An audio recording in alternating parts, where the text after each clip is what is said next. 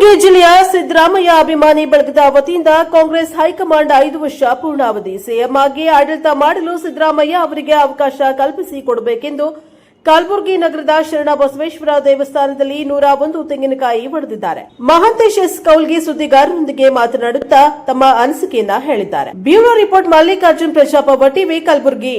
ವಿಶೇಷ ಏನಂದ್ರೆ ಇವತ್ತು ರಾಜ್ಯದಲ್ಲಿ ನಾವು ಮಾಧ್ಯಮಗಳಲ್ಲಿ ನೋಡ್ತಾ ಇದ್ದೀವಿ, ಮಾನ್ಯ ಸಿದ್ದರಾಮಯ್ಯನವರನ್ನ 2.5 ವರ್ಷ ಆಗಿದೆ, ಅವರನ್ನ ಇಳಿಸಬೇಕು ಅಂತ ಹೇಳಿ.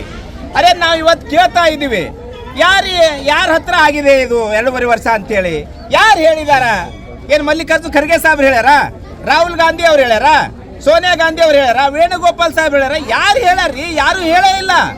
ಆದ್ರೂ ಸಹಿತ ಇವತ್ತಿನ ದಿವಸ 2.5 ವರ್ಷ ಅಂತೇಳಿ ಮಾಧ್ಯಮಗಳಲ್ಲಿ ಬರ್ತಾ ಇದೆ.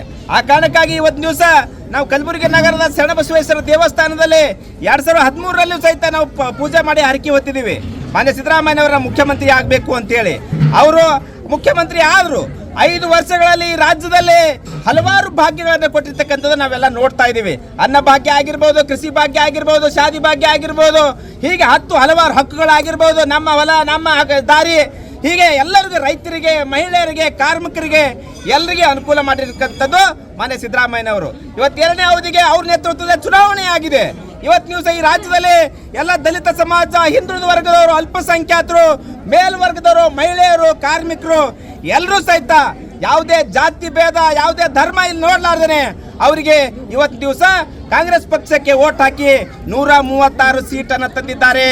ಅವ್ರ ನೇತೃತ್ವದಲ್ಲಿ ಇವತ್ತು ದಿವಸ ಆ 136 ಶಾಸಕರು ಸೇರಿ ಶಾಸಕಾಂಗದ ಪಕ್ಷದ ನಾಯಕನಾಗಿ ಸಿದ್ದರಾಮಯ್ಯನವರು ಮಾಡಿದ್ದಾರೆ.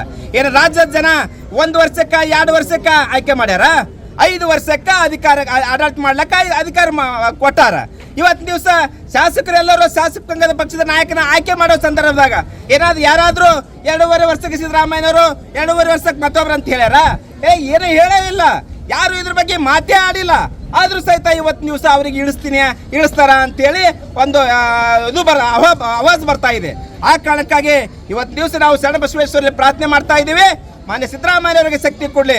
ಇವತ್ತು ಈ ರಾಜ್ಯದಲ್ಲಿ ದಲಿತ ಸಮಾಜ, ಹಿಂದುಳಿದ ವರ್ಗ ಸಮಾಜ, ಅಲ್ಪಸಂಖ್ಯಾತರು, ಮೇಲ್ವರ್ಗದವರು ಎಲ್ಲರೂ ಸಹಿತ ಅವ್ರು ಬೆನ್ನೆಲುಬಿಗಿದಾರ.